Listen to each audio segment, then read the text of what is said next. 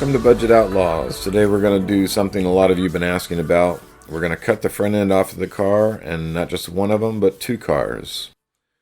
So the car in question is a 74 Porsche 914 Outlaw that was wrecked in the left front and then spun around to hit the right front. And most of the damage was done on the left front inner fender. Yes, the outer body is fiberglass kit, so it was pretty much destroyed, but I'm talking about the inner unibody structure. And I have to say, I'm no expert, but I did it, and it works. I'm going to skip the why and get right into the how. After a lot of discussion with others, and mostly myself, I decided to make the cut in front of the strut tower brace. I will graft to the bottom of the wall that is the strut tower, hiding most of my work. I will remove the left front inner fender by drilling out spot welds, as that is the factory way of assembling the bodywork. Before cutting, I added a brace to the door opening, and the cage holds the body structure very well, but this was an added measurement. Let's get started. In the video you can see us making the cut and removing the wrecked front end. I wanted to make sure all of the cutting and trimming was done on the white car before going to the donor car to make the replacement cuts. I had measured and I calculated and I welded it back together in my head, and finally it was time to get to work. A sawzall with a fine metal blade made quick work of the initial cut. Michael helped me remove the fender as I made the last cut.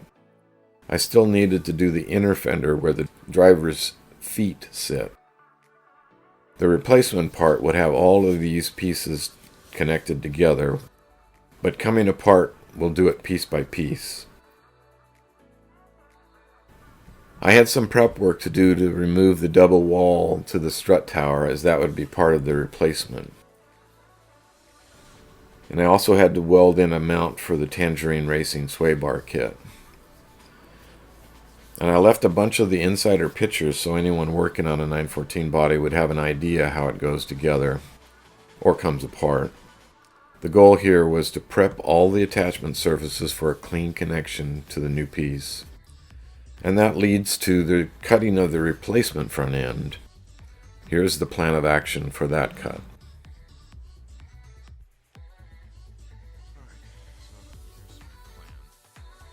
So cut this fender off and the other fender off, just leaving enough for the bonding if I choose to bond, or if I decide to just fasten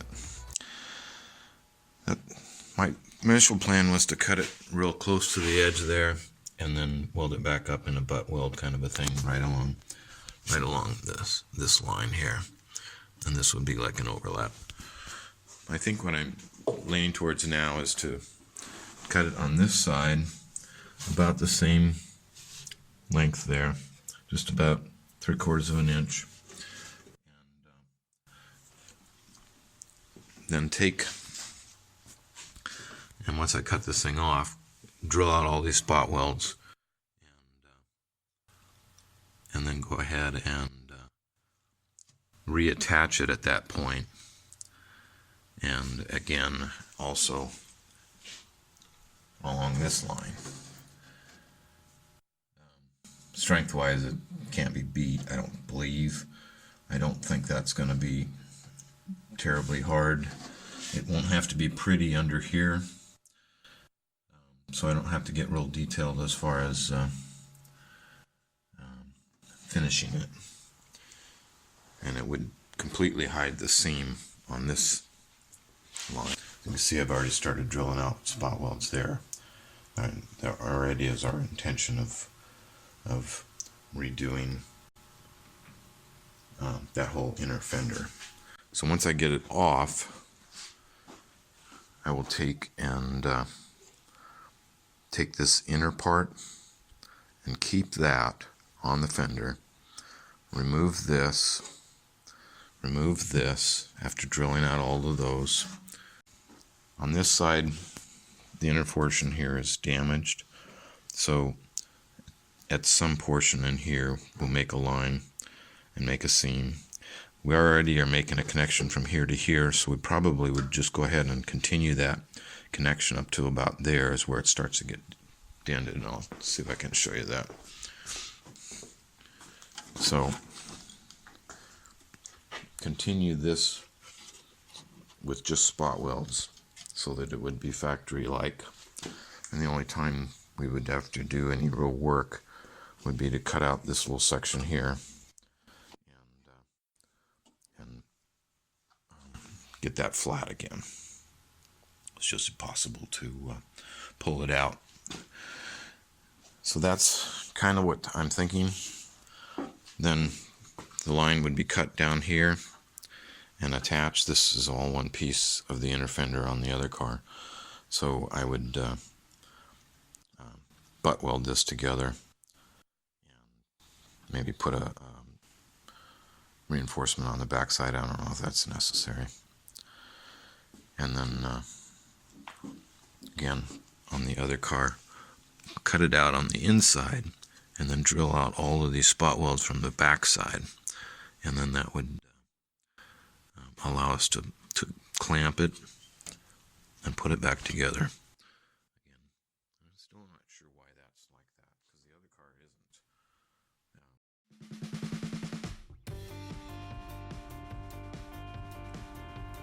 So I wish I could do a cool 80s montage of music to go with this, but that has to do with what I have and my voice.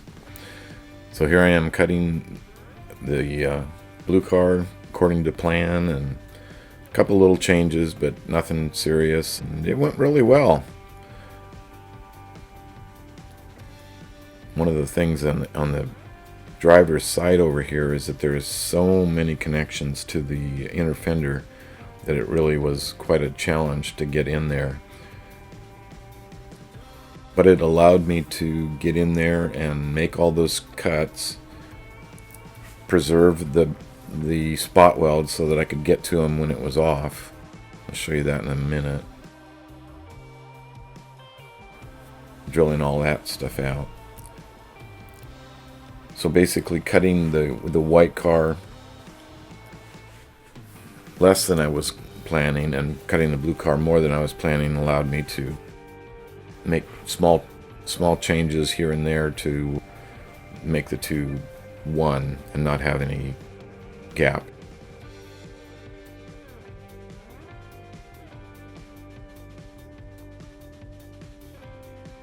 So here I am drilling out the spot welds on the bottom.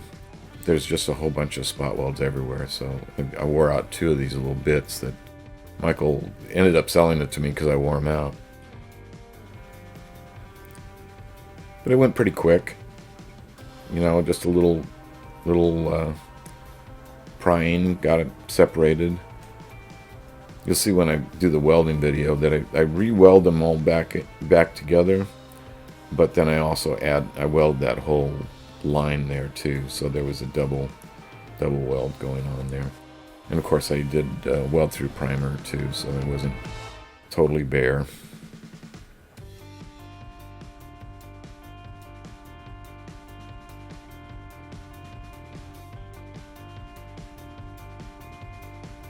Almost got this thing off. And there it goes. It's much faster when it's sped up about 20 times.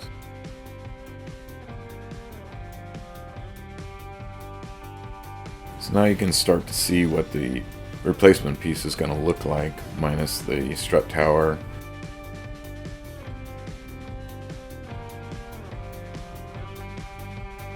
Sorry for the jumpy video. I'll throw in some still photos so that you can see what it looks like a little clearer. I'm going to have to remove that piece that wraps around the roll cage bar. Other than that, it's all going to be one piece. And we just got a lot of more drilling out of spot welds and grinding and getting it all prepped up. I'll show a little of that in the next video. Then we're going to jump right into the starting to reattach, and you'll see that that takes a little bit of trial and error to make it fit just right. Join us for the next one, and we'll see if we can't get that thing back on there. Thanks a lot for joining. Don't forget to like, subscribe, and click on the bell so that you can get notified whenever we put out a new video. And we have lots more videos to put out. So please join us for the next one. Thanks a lot. Bye.